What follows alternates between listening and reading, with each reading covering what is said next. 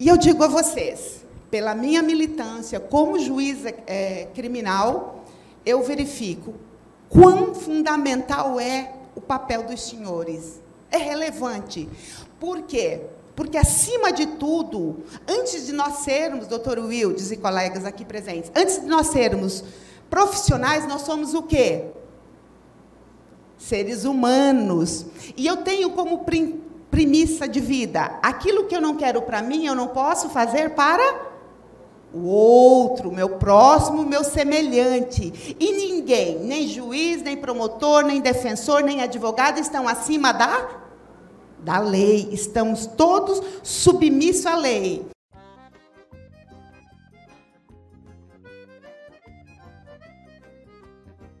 Dividir um pouquinho do que a gente sabe, da nossa experiência no dia a dia forense, aqui com vocês, advogados, alunos que ainda estão aprendendo a dar os primeiros passos no mundo jurídico. E a mim coube a abordagem sobre o papel do julgador no processo penal.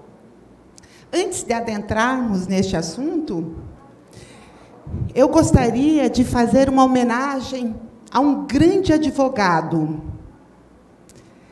Ele, que atende pelo nome de Jesus Cristo, o justo, que em algum momento da nossa vida irá nos acolher e nos proteger. A Ele toda honra e toda glória. Falar do papel do julgador no processo penal não é fácil, sobretudo quando o palestrante que me antecedeu mencionou fatos que realmente são reais quando se refere ao julgador, que, sobretudo, mencionou ele sobre a Lava Jato, né? Especificamente sobre o juiz Sérgio Moro. Realmente, nós vivemos períodos não tão favoráveis na seara judicial como um todo. Mas eu costumo dizer o seguinte: juiz, promotor, advogado são elementos da mesma engrenagem. Quando um destoa, quando um não atua da forma como prevê a lei, como prevê a Constituição Federal, gera um desequilíbrio, porque, afinal, o advogado exerce uma função essencial à justiça. Pode ter certeza disso. E hoje, mais do que tudo, na seara penal, aonde eu atuo especificamente e exclusivamente nos crimes de tráfico de entorpecente, a Lei 11.343 de 2006, é que eu verifico isso.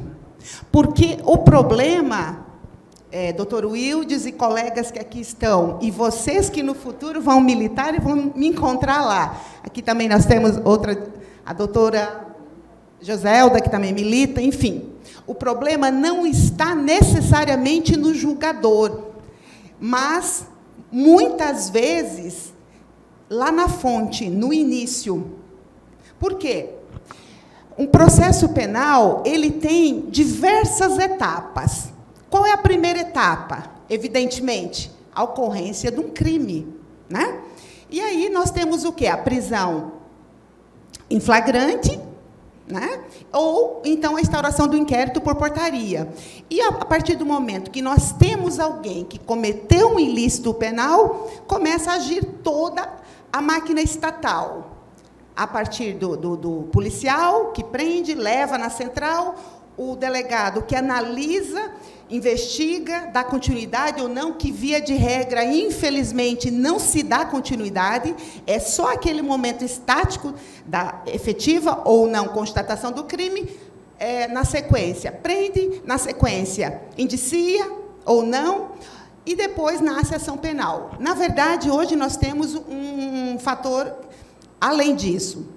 Leva-se para a audiência de custódia e lá o juiz analisa ou não a necessidade de manter o encarceramento. Quando a audiência de custódia foi pensada, idealizada, era para diminuir o encarceramento, analisar os casos, as situações que poderiam ser relevadas e manter aquele possível infrator, porque a gente sempre fala em tese, né? A gente só fala que alguém é realmente condenado após uma decisão, e minimizaria todo esse problema carcerário que a gente vê hoje em dia.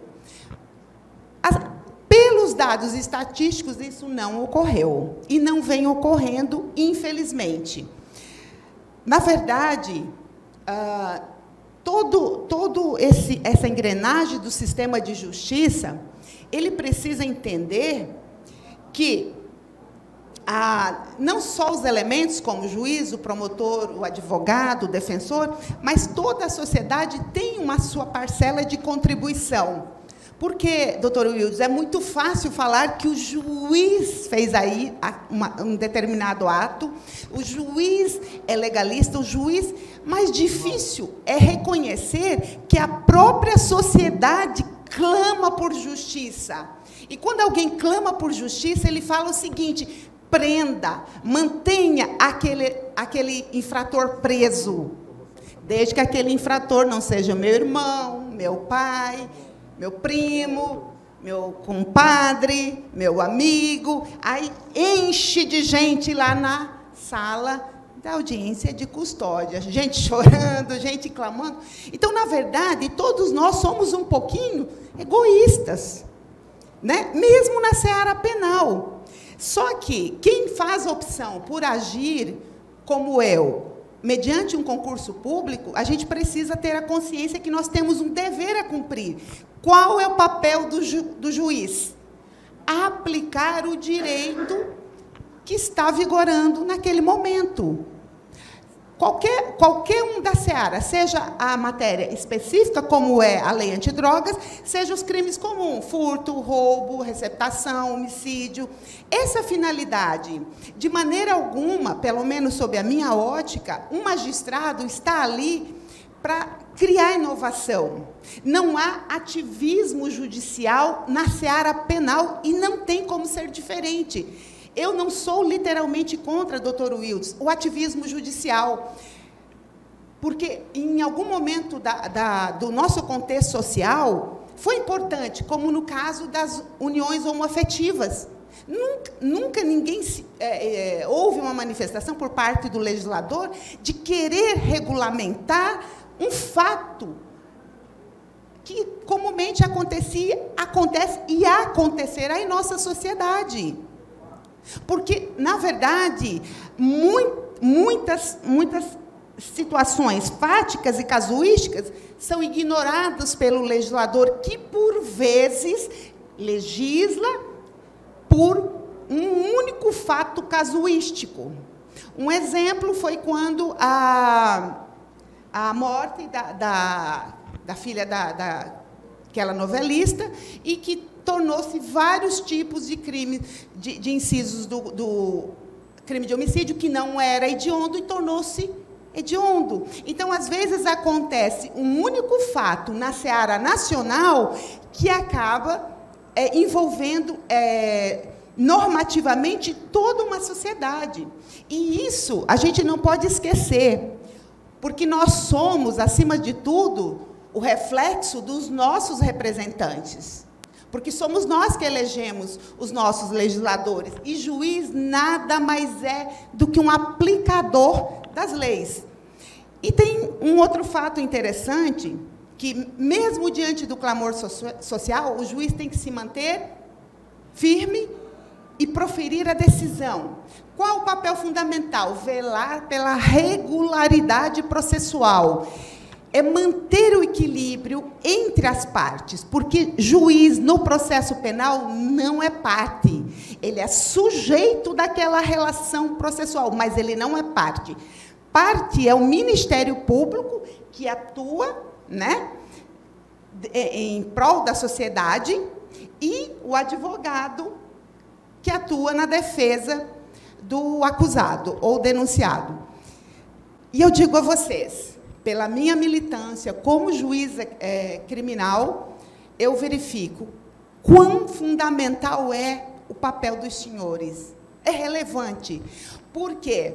Porque, acima de tudo, antes de nós sermos, doutor Wildes e colegas aqui presentes, antes de nós sermos profissionais, nós somos o quê? seres humanos. E eu tenho como premissa de vida, aquilo que eu não quero para mim, eu não posso fazer para o outro, meu próximo, meu semelhante. E ninguém, nem juiz, nem promotor, nem defensor, nem advogado, estão acima da lei. Estamos todos submissos à lei. Há quem diga que o juiz faz o que quer, cada cabeça uma sentença. Não é assim. Evidentemente que a gente, quando decide um processo, a gente imprime um pouquinho da gente. A gente deixa ali chancelado algo que a gente acredita. E eu tenho feito isso. Eu, particularmente, sem adentrar no mérito de outros colegas que julgam, mas eu, particularmente, faço isso. Justamente porque nós temos, falando da lei antidrogas, nós temos o artigo 28 e o artigo 33, que em muito se assemelham. A interpretação de um e de outro, quando a apreensão da droga é pequena, se assemelham muito. E para você diferenciar o que é tráfico do que é usuário, é muito difícil. Só a realidade fática, através do contraditório e da ampla defesa, é que a gente consegue detectar. Normalmente, o Ministério Público, que é o órgão acusador, nesse caso, ele não é dominus litis, ele é parte, porque o Ministério Público, a partir do momento que oferece uma denúncia, ele torna-se parte que deseja que a lei seja aplicada naquela situação. E o juiz, nesse caso, precisa manter uma equidistância, precisa ficar, tanto que com a reforma do Código de Processo Penal, antes da reforma, nosso sistema era, o juiz perguntava para as testemunhas e, após, franqueava a palavra ao Ministério Público e aos advogados ou defensores presentes. Hoje, não.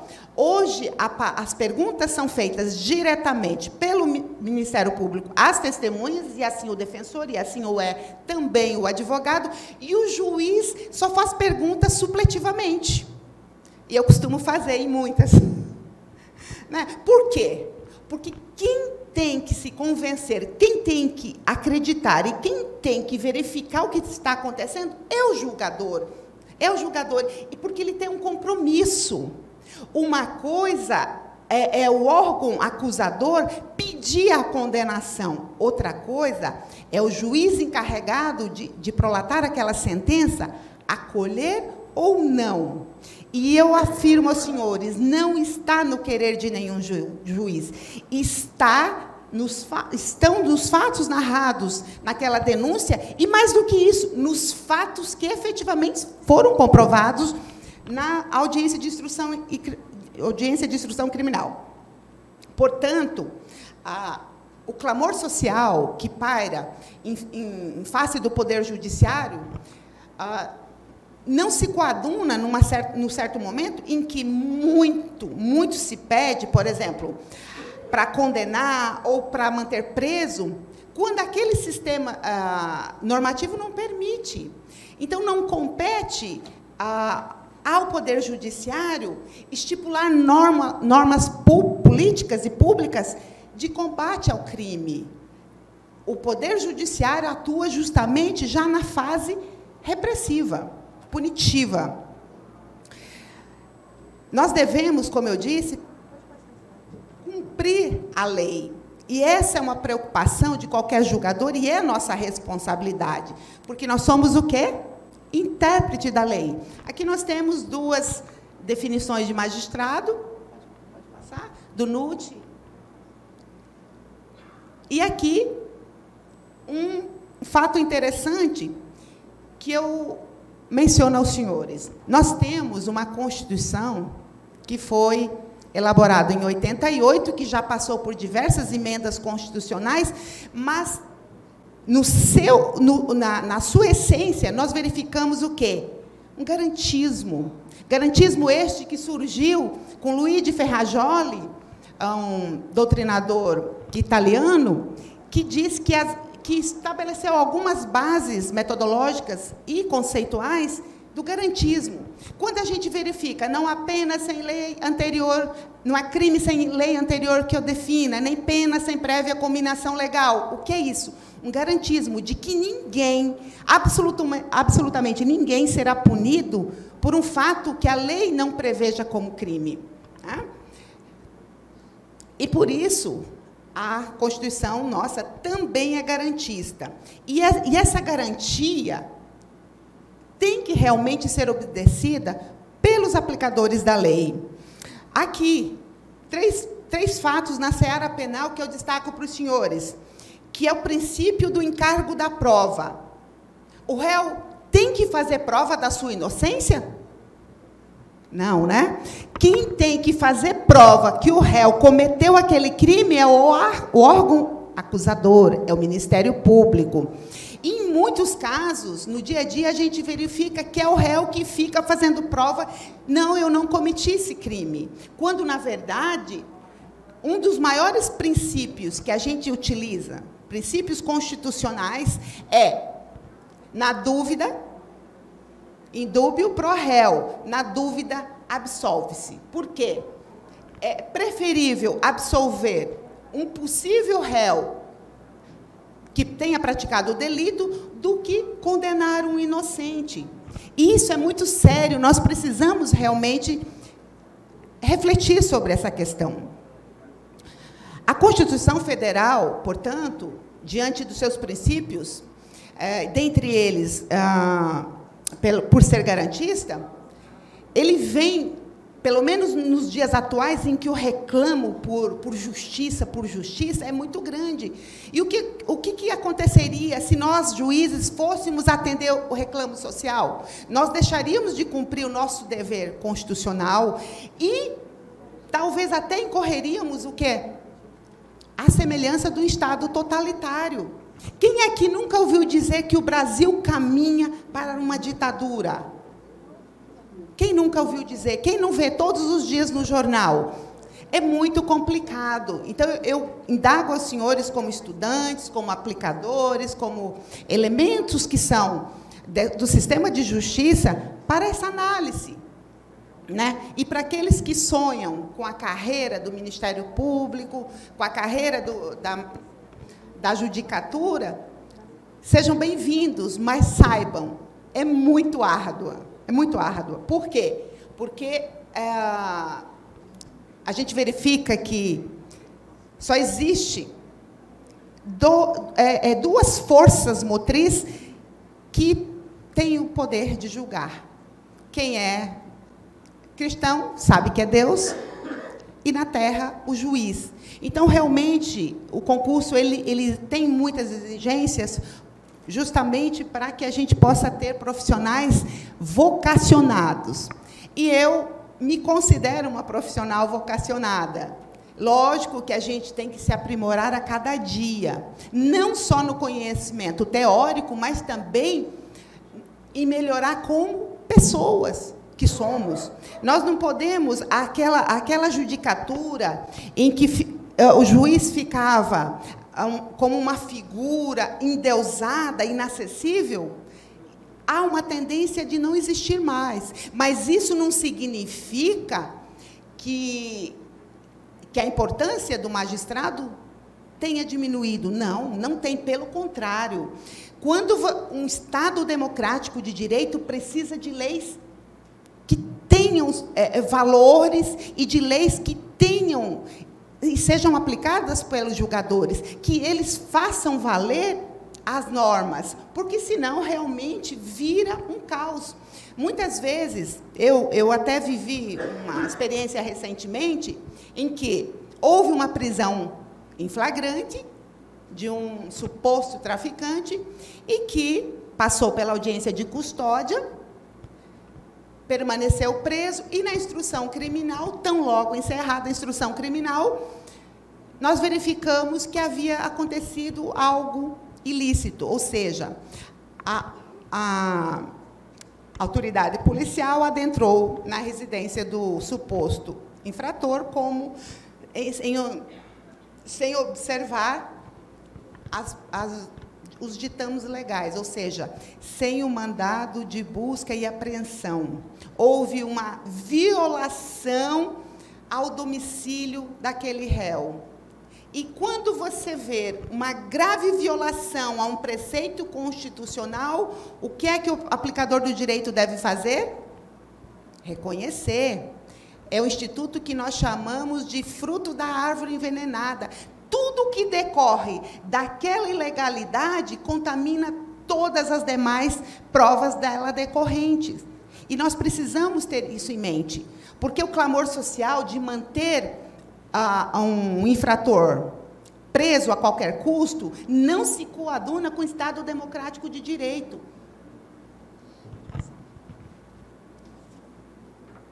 E eu destaco aqui, já que eu estou no meio de tantos advogados, aliás, eu até fico lisonjeada pelo convite, porque tantos alunos e advogados e uma juíza aqui, mesmo que o doutor James, que me antecedeu, tenha feito duras críticas, eu as recebo, né, como um elemento de reflexão, mas eu tenho certeza que algumas delas não cabem a mim, enquanto profissional e operador do direito, justamente por conta dessa preocupação, não de ser legalista, mas de fazer valer a norma que está em vigor.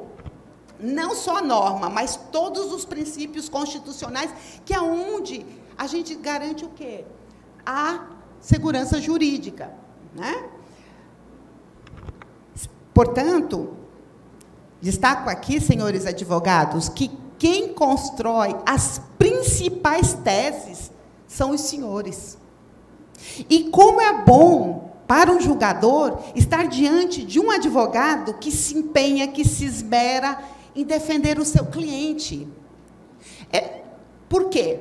Porque engrandece o debate e faz com que novas teses, novas situações sejam contempladas. E nenhum julgador tampa os olhos, os ouvidos para isso, de maneira alguma.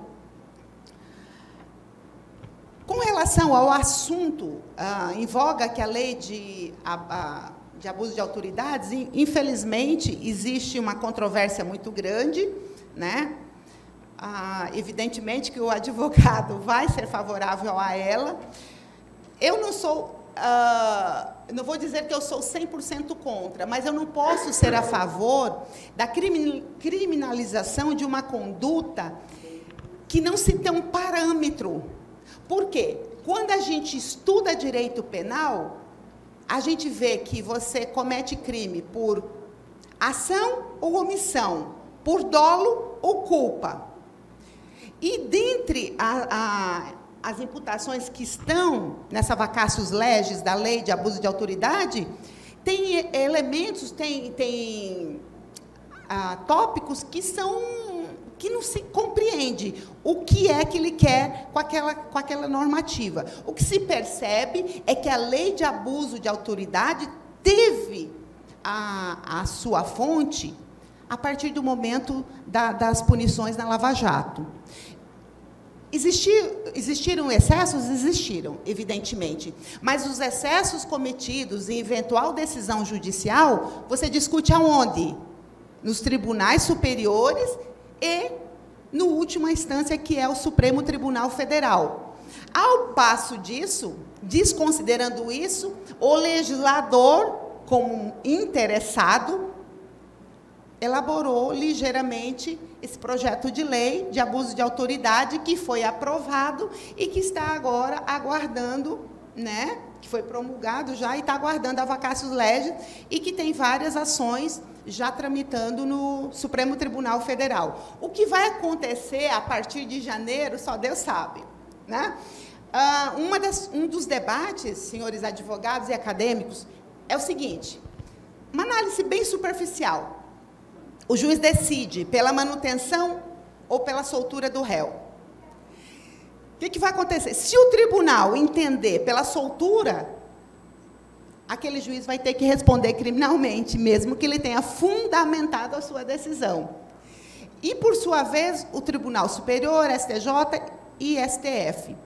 Qual é a tendência natural? É aquilo que a gente chama tiro no pé.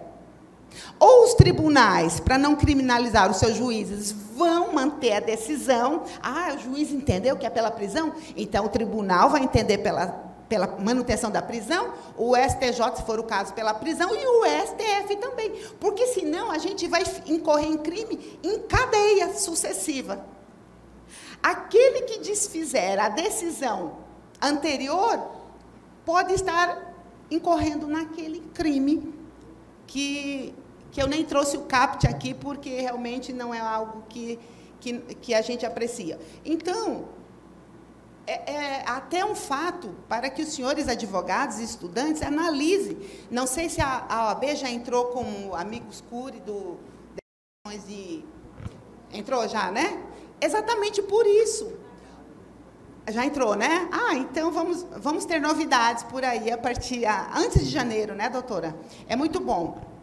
Porque, realmente, uma lei em que prevê a criminalização de uma decisão judicial não está observando o sistema garantista. Ou nós vamos ter juízes altamente comedidos, ou soltando todo mundo, ou prendendo todo mundo, sem possibilidade de rever a sua própria decisão. Isso é muito complicado dentro dos operadores do direito, e principalmente para o magistrado, né? Vejam, senhores, vejam, senhores, que, acima de tudo, nós precisamos tratar o quê? Da dignidade da pessoa humana, de todos os elementos que atuam no sistema de justiça. E a maior preocupação tem que ser com o infrator, com quem está no elo mais fraco. Uma das reclamações muito grandes é o quê? O sistema penitenciário não ressocializa. O sistema penitenciário não cumpre a sua função prevista na Lei de Execução Penal. O sistema judiciário, penitenciário, o sistema de justiça como um todo. Infelizmente, essa é uma questão que a gente precisa reestudar, reescrever. Na época em que a gente estuda e começa a olhar a doutrina, a gente verifica que o sistema de prisão, ele vem como um meio de acautelar a sociedade dos delitos que ocorrem. E hoje os maiores delitos são ou de tráfico, ou em decorrência do tráfico.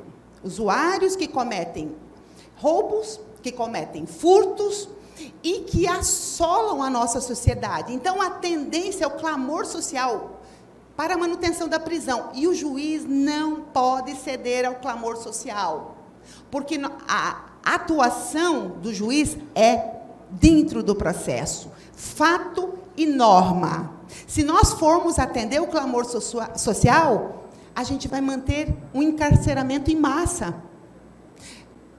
É ou não é? Porque toda pessoa que fala em justiça, eu quero justiça, ele fala, eu quero que mantenha ele preso. E nem sempre é o caso. Existem diversas falhas na investigação de um crime, que precisam ser corrigidas e coibidas, e, nesse momento, entra a atuação dos advogados, né? Inclusive, muitos HCs, que já foram apreciados pelo Supremo Tribunal Federal, vieram de pequenas cartinhas de réus do sistema prisional. Inclusive, eu destaco aqui a questão do crime hediondo. Há pouco tempo atrás, não havia progressão na lei de crime hediondos. Bastou o tribunal julgar um caso específico para estender a todos os demais crimes hediondos. Evidentemente que a margem da infração para progredir é muito maior, por conta da gravidade do delito. Mas existe, sim, a progressão, que é 2/5 ou 3/5 da pena para a progressão do fechado para o semiaberto e aberto, né? Então, esta é a minha fala para os senhores, né? Eu, como juíza criminal, tenho muita preocupação com a regularidade processual, com aquilo que se põe como autor de um delito e as provas concatenadas naqueles autos. Isso é fundamental. Uma sentença não nasce do querer de um juiz, ele nasce daquele dispositivo criminal que foi violado. Então, isso é importante a análise, é importante que os senhores acompanhem a produção das provas, verifiquem, peçam diligências lá desde o momento da delegacia, porque aí, assim, nós teremos uma sentença penal condenatória justa, equilibrada, que realmente contemple a norma em vigor e que atende, sobretudo, à questão de justiça. Porque justiça não é só prender e soltar, ou prender e condenar. A justiça é dar a cada um segundo o que está previsto em lei, nem mais e nem menos. É isso. E muitos dos direitos que o apenado tem, ele permanece, como de ser chamado pelo nome, de ser respeitado, coisa que nós não verificamos, às vezes, no nosso sistema prisional. Eu já fui juíza da vara das execuções penais e verifiquei muito isso. Teve um caso muito interessante de um condenado que estava há 10 anos no presídio Casa de Custódia, sem nenhuma progressão, sem assistência, sem absolutamente nada. E eu, como juíza, temporariamente, da vara das execuções, agi assim. Para achar o processo dele, foi uma luta, porque o processo tinha subido por recurso e tinha se perdido na distribuição. E eu, respondendo, fiquei 3 anos e meio, mais ou menos, então a gente se preocupou, enquanto juiz da vara das execuções, para regularizar a situação, porque não é crível que uma pessoa permaneça tanto tempo no sistema prisional sem progressão de pena. Existe ali uma omissão de todos os elementos, de defensoria, enfim, de quem deve fiscalizar, e a gente precisa dar a nossa modesta contribuição. Não é fácil atuar como magistrado. Nós temos uma missão muito grande, precisamos ser vocacionados, quem aí for fazer concurso, saiba disso, mas é uma grande missão. Eu costumo dizer que toda autoridade provém de Deus, e a quem muito é dado, muito será cobrado. Me coloco aqui à disposição, com essas palavras eu encerro aqui a minha modesta participação aqui, deixando essa frase para os senhores, que a justiça é uma necessidade de todos e de cada um. Assim como se deve exigir o respeito, também deve inspirar confiança, né? A justiça é precisa.